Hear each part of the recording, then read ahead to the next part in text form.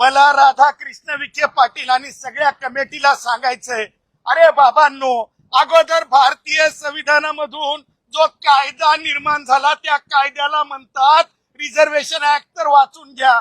अशा प्रकारे एखाद्या गॅझेटरच्या आधारे आरक्षण देण्याची तरतूद कुठे आहे का? तो जरंग्या बोलतो, तुम्ही म्हणायला लागता हो रे हो, हो रे हो, हो रे हो. असं नाही रे बाबांनो. गॅझेटरच्या आधारे कोणत्याच प्रकारे मागासलं ठरत नाही. एका वर्गातून दुसऱ्या वर्गात पाठवा असं ठरत नाही. मला राधाकृष्ण विखे पाटलांना प्रतिप्रश्न विचारायचा आहे, जरंगेला प्रतिप्रश्न विचारायचा आहे. जरंगे आणि राधाकृष्ण विखे पाटील, कोणत्या एका कायद्याच्या तरतुदीत एका ओळीत लिहिलेलं आहे की एखाद्या गॅझेटरच्या आधारे दुसऱ्या एका समूहातून दुसऱ्या समूहात जाता येते? आणि गॅझेटरचा अर्थ काय? गॅझेट मध्ये पब्लिश झाल्याच्या नंतर वेगळं लागू करण्याची तरतूद कुठे आहे?